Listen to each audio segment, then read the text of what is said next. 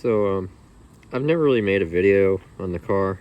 I've made a bunch of videos with that, but I've never made a video on the car yet. So I'm gonna do that today, and I'm gonna tell you a little bit about just, the car itself, and I'm also gonna tell you about, stuff I've done to it, because it's obviously not original. So to start out, it's a 2004 Toyota Camry. It's the LE, so it was originally a LE, the base model. Well, not bare bones base. It's, comes with a few little things, but above the base model. But it's not like the fancy one out the factory. But like the LE came standard with, power seat, keyless entry. You can open the trunk with the key, like wireless from the button. And that's pretty much it. It's nothing crazy, nothing fancy. Actually, yeah, it's obviously, like I said, it doesn't look like a base model. I'll show you a picture of what it looks like right here. So yeah, that's what the car used to look like, and that's what it looks like now. A little bit fancier. Let's see. So when I bought it, it had 201,000 miles on it. And right now, I've had the car for 4 years, about 4 years. I got it August 2018, I think. And that's what it has now. I'm sorry, it's a little dusty in here, but yeah. Not too far from having 300,000 miles. When it hits 300, I'll make a video.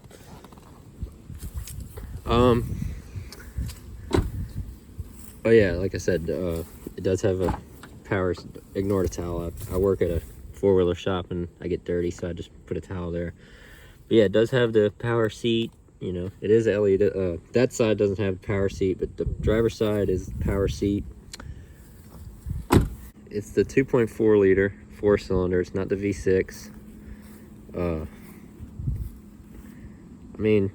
But honestly, this body style is one of my favorites of the Camrys. In fact, if not my favorite, like the favorite. I really like this body style.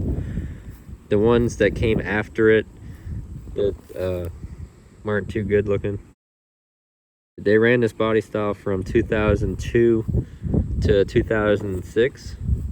Between 2002 and 2004 is when they had those taillights and headlights kind of like those. Those aren't factory headlights, but they look very similar to those. And in 05 and 06 models, they also updated the bumper design. So the bumper on the 05 and 06 looks a little bit meaner than this one. But other than that, everything else was the same. What else?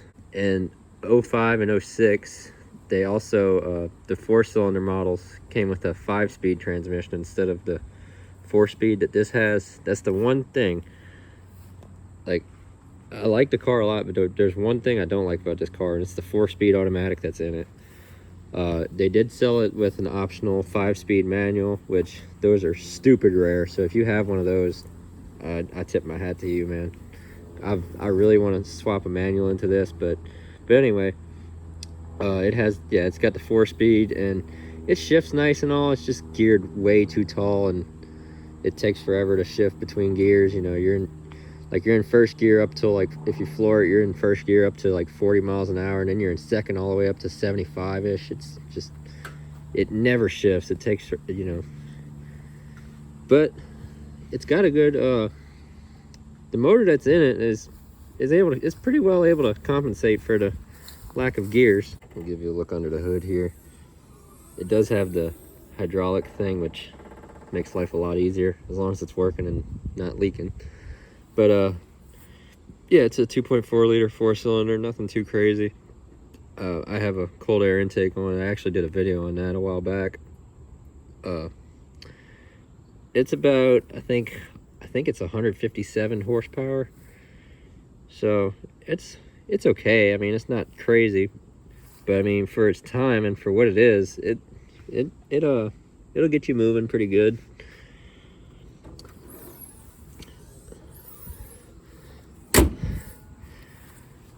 So yeah, so now let's talk about some of the stuff I've done to it. We'll start with the visuals, I guess.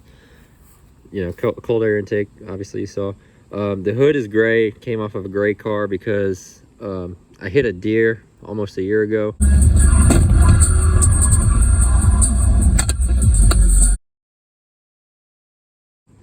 And it smashed the old hood in, it smashed the headlights in. So that's why it's got a gray hood, not by choice. I was wanting either another white hood or a black hood, but that's all I could find in the junkyard. The headlights are just some... Okay, so if you go for aftermarket headlights on these, it can be kind of tricky because they sell you some really cheap ones, and then the really good ones are like kind of overpriced. And there's really no like none of the ones with like the fancy sequential turn signals. That's what I really want. But yeah, I like these. The SE, and like I think it was just the SE when they sold these cars from the factory. The SE had black headlights, kind of like these, except the that little ring around the outside was still chrome and like there. But on these, they're, you know, it's only chrome where it absolutely needs to be.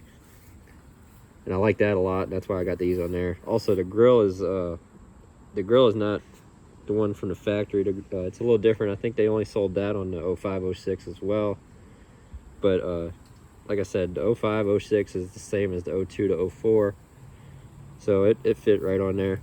Then I got, you know, a light bar under there so I can see at night, so I don't hit another deer. Hopefully, I just I zip tied it. I zip tied it to the crash bar, and I cut the bumper so it could shine a little better. And I thought it would look bad, but it actually looks pretty good to me. And then you may or may not have noticed I got little LED strips on the sides there. It's because I got LED headlight bulbs, and like in the high beams and in the low beams. The high beams are on the outside and the low beams are on the inside. And the daytime running lights that are usually in the high beam bulbs, well, it doesn't work with the LEDs because they only work up to 12 volts. And the way the high beams, I mean the way the daytime running lights work on these cars, not other cars, but on these, like on this style, I don't know if it's the same in 05, 06 or not, but on this car, the 2004, it splits the 12 volts across the two bulbs. So you got 6 volts going to each one, and that's not enough to turn on these LEDs. So what I ended up doing is I ended up wiring in those light strips, so they come on when the engine is running and everything else is dark. And what the heck, I guess I'll show you. So yeah, when the car is running, those are on. So that's the front of the car. Working our way toward the back. We'll start out with the rims. These are 15-inch Vox Comos. I wanted something that was the same size as factory, but just looked better. So I found those. I plan on maybe going to some like 17s or 18s and eventually, just because the car has so much tire, and in the corners it's kind of slushy. But it's tempting, but I kind of just want to leave these because I go off-roading a little bit every now and then. Some of my friends live on dirt roads, so it's good to have that extra clearance. That's another reason I don't want to lower the car. I mean, it would look cool and I would like to do it, but I'm gonna wait until I get like a truck or something, because I'd like to lower it and put like some bigger rims on it. But it's my daily driver, and it's my only car right now. This is actually my first car and the only car I've ever owned so far, and I've had it for 4 years.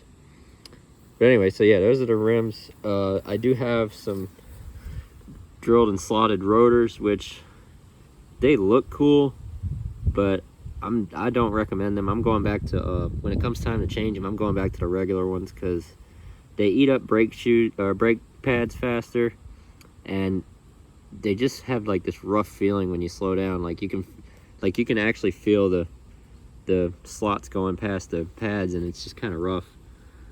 But they're good. It is good for, you know, they don't get hot as quick, and you don't get brake fade, but still it's not worth it. And I painted the calipers red, also painted the drums red. That's another thing. This car has drum brakes on the back, and you know, quite frankly, with any drum brakes are awful. I plasti dipped the stripe on the side. I'm not really sure why I did that. That was a long time ago. I've just never painted it back yet, but it doesn't look too bad except that it's peeling all right there. And I painted the mirrors black, which I need to do that again too because it's starting to get peeled. But yeah, if you want to follow this car on Instagram, it's slow_5th gen. Go check that out. Okay, the wing. I definitely got to talk about the wing. So, believe it or not, this wing came off of a 1985 Pontiac Trans Am. Yes, 1985. I'll show you. I'll put a picture of what that looks like right here. And yeah, and it fit perfectly. Like the car was a Trans Am that was wrecked in the front, and it was parted out, and then it was on its way to the junkyard, and I was like, wait, let me take that wing. I mean, it might fit on my car, and sure enough, it fits. And I mean, I had to drill it, obviously, to drill the holes in the trunk to bolt it, but man, it fits so perfectly with the shape of the car. Like it goes with the body lines really well. I really liked how that came out. I debadged it and I blacked out the Toyota logo. Just, you know, fancy boy stuff. It's a stock exhaust still, but I put a chrome tip on it just for looks, you know. It does have an exhaust leak, like where the muffler bolts up to the pipe. It leaks just because it's I've had it off a few times, like run it just straight out of that pipe without the muffler, just for like at car shows and stuff, just to make it a little bit louder. But I guess it's the studs are getting kind of torn up from that, and the pipe is rusting away, so it leaks, but it sounds good, so I really don't care. I might do a muffler delete eventually, but I kind of like it to be quiet when I want it to be quiet, you know. Sometimes I'm driving late at night. The windows are tinted. I don't know what exactly it is in the front and side doors. I mean, the front doors and the back doors. I know the back's a little darker. When I bought the car, it had tint already in it. And I think the back, I had the back redone recently, is 15%. You can only go so dark here in Louisiana before you start having problems getting brake tag or whatever, getting pulled over. So I think it's just whatever the legal limit is. I think that's everything on the outside. I mean, there's some LED lights I got on the bottom, but you can't see that during the day. I'll put a picture of what that looks like at night right here. I guess now let's talk about the interior, which it's not too fancy. It's not my favorite interior, not the best interior I've ever seen. It's kind of simple. I mean, some might like it. It's, you know, it's nice and simple. I just don't like that it's gray and silver. Like, you see, it's old, and it's just, it fades into this weird greenish tinted color. Now, only thing that's not really factory in here is obviously this touchscreen, and this, I took this out of a SE. I think it might have been an XLE. I don't know. One of the ones in the junkyard that didn't have the gray interior. One of them, it had a black interior, and I put this in there. Eventually, I'd like to put all of this, like swap all of this out for the black interior. Also, the clusters, this is what you get in the 02 to 04. In 05 and 06, the clusters look a little different. They look a lot better, actually. They're backlit clusters. It's the 4-speed, but it's not too bad because you get to choose, like, if you really need it to be in manual shifting mode. It doesn't have a manual mode, but you can do low, which is first, second, and then if you hit this turns off 4th gear. It's overdrive off, so you turn off that, and so you basically got a manual mode if you really need it. And it'll unlike these new cars you get now, if you put it in like low or second and just rev it out all the way, it'll bounce off the rev limiter. It won't shift into the next gear. It'll stay in that gear as long as you want it until you're bouncing off the rev limiter, and you either blow the engine or you shift, but it stays in the gear you put it in. So I guess I kind of like that, but it's a 4-speed and it's geared bad. So the touchscreen that I put here, that's a Boss Audio BV9386MV. I highly recommend it. It's very nice. It's got Bluetooth. It's even got GPS on it. my favorite thing about this is that it has an equalizer, so you can adjust pretty much everything you want, and like it actually works. And it's got Bluetooth, you know, aux, all that, CD player. The GPS is okay, but I mostly just use it to see where the turns are. But if I'm actually going somewhere, I just use Google Maps on my phone, because the GPS in there is way out of date. And I know there's ways to update it, but I just use Google Maps.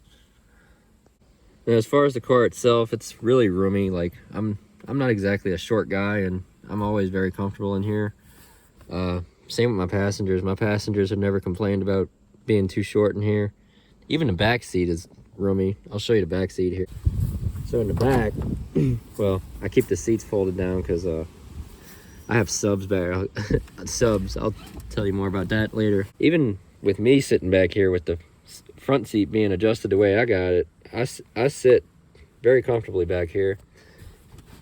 And there's even fold down armrests and cup holders.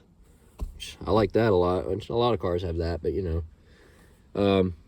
I got a little subwoofer right here. Doesn't really do much, just for a little extra bass. But down there, there's AC vents, so whatever you have the temperature set on, it'll blow back here.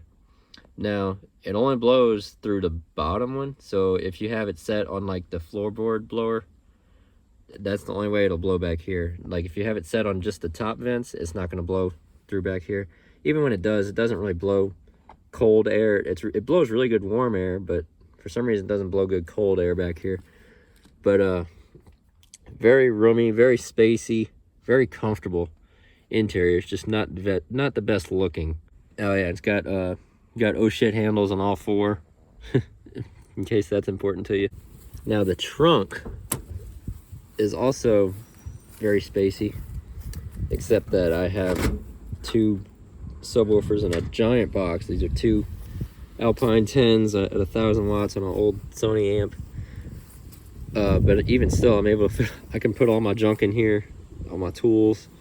If you didn't have subs in there, you could probably fit like 2 sets of golf clubs in there.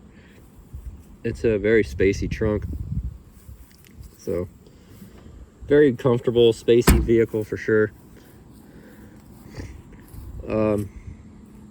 Yeah, I mean, that pretty much wraps it up. I guess we can go for a little drive in it now, and I can tell y'all how it drives.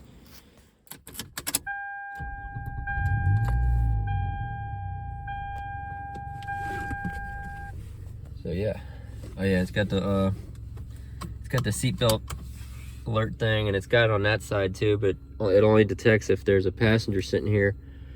It'll tell you passenger doesn't have a seatbelt on.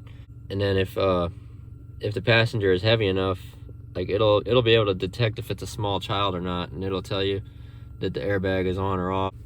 You get your time and your temperature right there. Anyway, enough talking.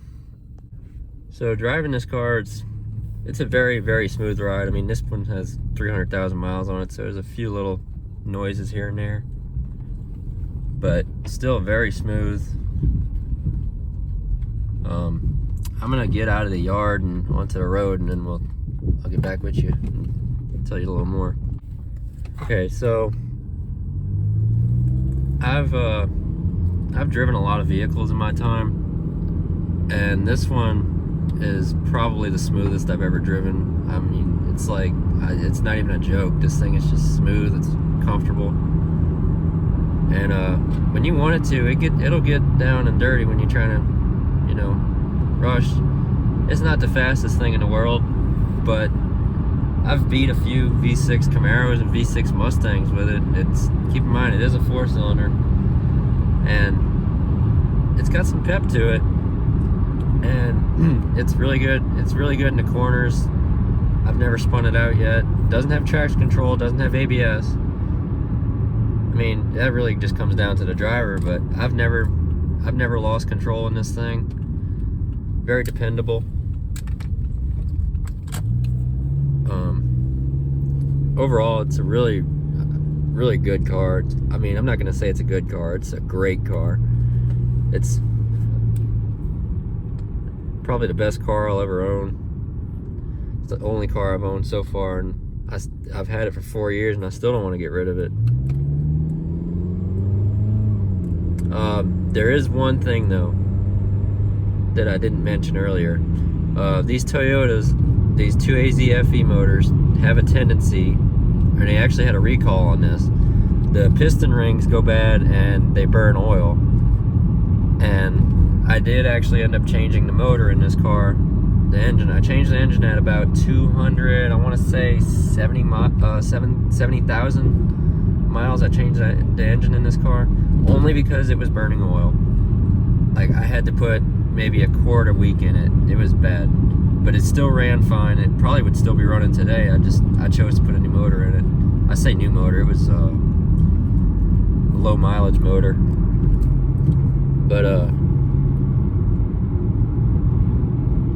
But ever since then, it's just been, I've put about 30,000 miles on the new motor now, because it's at, okay, well, my camera's not going to focus. Like I said, 299 now, so that's about 30,000 miles I've put on the new motor. I haven't had any problems with it.